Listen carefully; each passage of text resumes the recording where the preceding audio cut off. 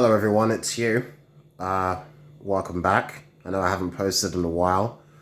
I will be posting more often, I promise. I just wanted to make a quick video regarding my opinions on the news coverage of the crisis in Ukraine. It's going to be a very short video because to make a very detailed video about the history of the conflict when it comes to Ukraine, Russia, USSR, and all the other stuff I'm going to be talking about, that'll take like half an hour, maybe an hour, and it's late, and nobody has time for that. Plus, there's like 100 other videos that would better explain what's going on when it comes to the specifics of the crisis in Ukraine, as well as the crisis or crises in other parts of the world. But long story short, I'm a little bit surprised. Well, actually, I'm not surprised, but I'm a little bit surprised. Surprised is the right word. I'm just baffled. There we go. I'm baffled. I'm baffled. I'm not surprised, but I'm baffled at the fact that Ukraine, yes, it's in Eastern Europe, lovely people, never been, but I'm sure it's a lovely place with lovely people. I wish I could go there once everything's, settled down. East Ukraine is being attacked by Russia. Putin's trying to take over Ukraine.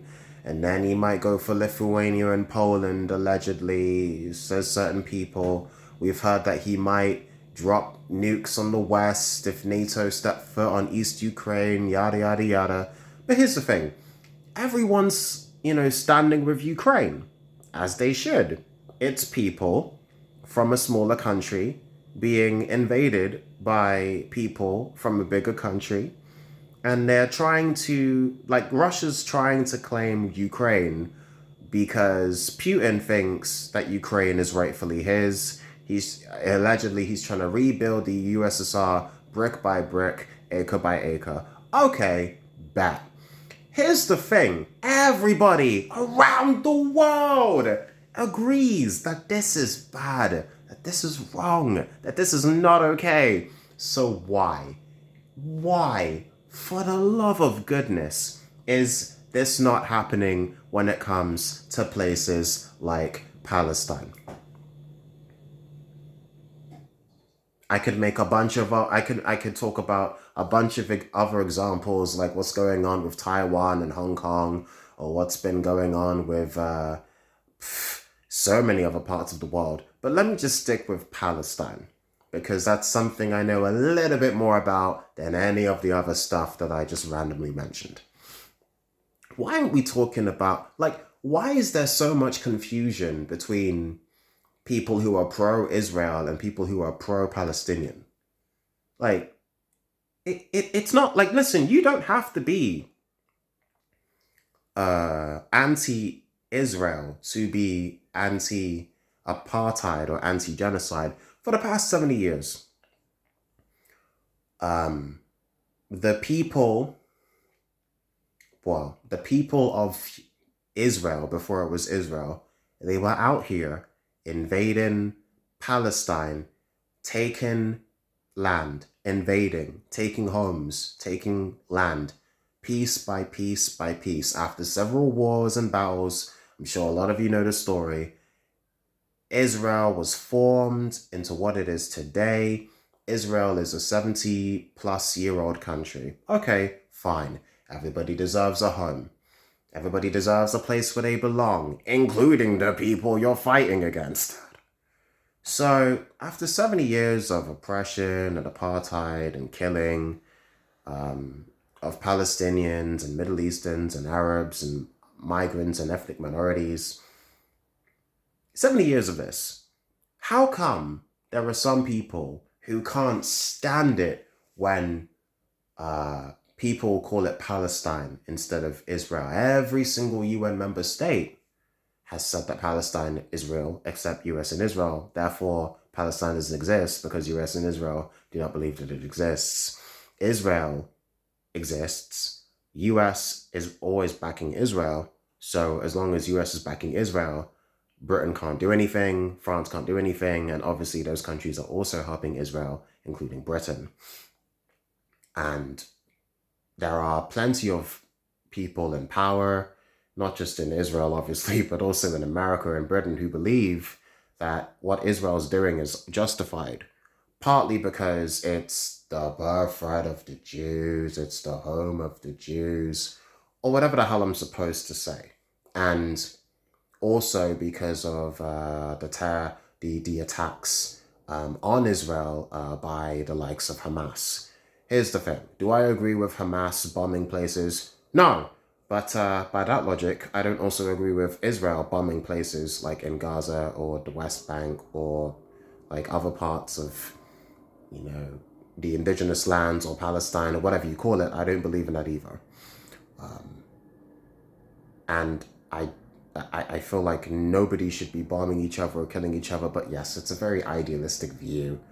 I mean, please, we live in a real world. Of course, whenever power struggles occur and whether somebody wants land and the resources that come with the land, the people that come with the land, there's going to be fighting, there's going to be bombing, there's going to be killing. I know. But if you're going to sit here and say that Hamas should be out here bombing people, Israel shouldn't be out here bombing people either. Hamas is a consequence of the oppression of the Israeli Zionist regime that use Christian and some say Christian, but Jewish and Christian principles as an excuse to go and kill Palestinians and minorities. It's stupid. It's very, very stupid. I should scratch out the Christian part because I read somewhere that they're using Christian principles, but no, it's a Jewish state. So let's say Jewish principles. They're using Jewish principles as an excuse to go and kill people. They're using it's an example of a bunch of people killing other people using religion as an excuse, as a justification for this mass murder, for this oppression, for this genocide. But nobody's calling it genocide. Well, not officially, not many and not officially. They're saying that it's a struggle. They're saying that it's a conflict, but it's mass murder. It's like it's been compared to the apartheid in South Africa and other places, but it's more of like a disagreement of it is more of a conflict of opinions. It hasn't gone to the point where universally Israel's being called out for their actions, except by charities such as Amnesty International. But the UN have not recently come out and said, "Hey, Israel, what the hell are you doing?" At least not since no, wait. See, this is where it gets sketchy. This is where my memory fails me. I know there was a lot of buzz last year where everything happened and people stood with Palestine. And yes, there were people within the UN that said that it was bad. And there were people saying that Israel should stop what they were doing. But did that stop Israel from doing what they were doing? No, it didn't. And this is something that's been going on for 70 plus years. I mean, the UN's first job was to keep the peace between the two warring factions, and they failed. Israel just got a little bit more and a little bit more, and now Palestine is a whisper of what it used to be. And you've got the American international press, such as CNN, backing Israel as well. Like when Perez died, I think his name is Shimon Peres. Google it. Don't use me as your only resource. When he died, he was a founding leader of Israel. When he died, they called him a hero of peace, even though he was directly and indirectly responsible for the deaths of tens of thousands, if not hundreds of thousands of Palestinians. That's not peace to me, but hey, what the hell would I know? But people are out here still talking about how, Israel has the right to be what it is. And, you got people like Ben Shapiro on the right and Mayim Bialik on the left, both of them, partly because of their Jewish heritage, talking about how, whatever the hell is going on in Israel is justified. No, it's not justified. People are dying. People are getting killed. You took away people's water during Ramadan. You filled your tanks with excrement, and then you fired it at Palestinian homes. You had these American Jews come and stand inside Palestinian territories. And then they say, oh, well, we're going to take your home. And if we don't take your home, somebody else is going to. Like it's been recorded, video evidence. It went viral. Some random idiot just arms on his hips, standing there in another woman's house, telling her, get out, this is my house. Yes, people have been outraged about this. I'm sure many people have been outraged about this, but it's not enough. It's not as effective as the outrage has been with Ukraine. At least I say effective as in it's got people talking about how Russia's evil and how Russia has always been, an enemy of the West. Not always, but in the past few decades for obvious reasons. How Putin has always been a threat to the West. But hey, Putin isn't doing anything different to what Saudi Arabia's been doing to women, to migrants, to minorities, including the LGBT. Putin's not doing anything different to what Israel have been doing to Palestinians and all the other types of people I've just mentioned.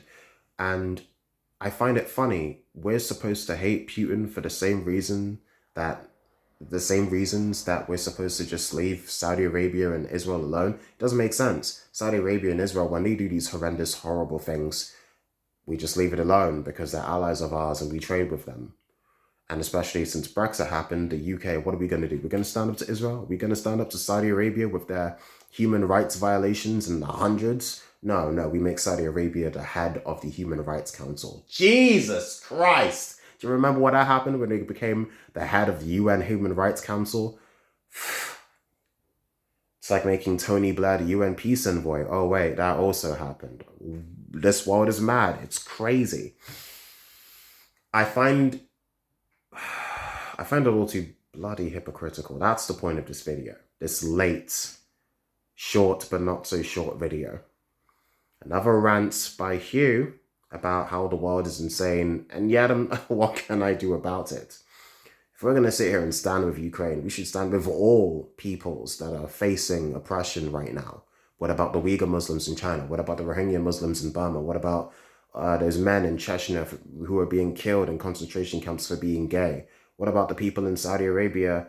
I've said it like 3 times already in this video. What about the people in Saudi Arabia and Israel and Palestine that are being butchered and oppressed and all types of words that I can't see on YouTube just because they are what they are? It's ridiculous how one-sided everything is and how one-sided the press wants everybody to think. It's okay to hate Russia for A, B, and C, all the horrendous things they've done, but when Israel does we're not allowed to comment. Like, remember when Jeremy Corbyn was the leader of the Labour Party and he pointed out all of the atrocious things that Israel had done, and guess what? They called him anti-Semitic. The entire British mainstream media complex called him anti-Semitic. And this, in part, was how he couldn't curry any favour with the general public and he could never become the British Prime Minister that we deserved. Because we didn't deserve him. The one non-corrupt man in British politics, what we do? We treated him like garbage, and now he'll never become Prime Minister. Who do we have now? Starmer. Great guy. But what does he stand for? He stands for making sure that people don't think that Labour is a left-wing party. That's it. See you next time. But before I go, I just want to wrap things up by saying that we'll be making more content in the future.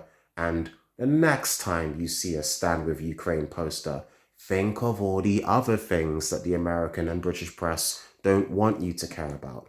All those places in the Middle East and Asia and Africa and other parts of Eastern Europe, including Chechnya, where people are dying, getting killed, getting butchered right now. But according to the press, it's no longer newsworthy. You think about that while I sign off. Take care, everyone.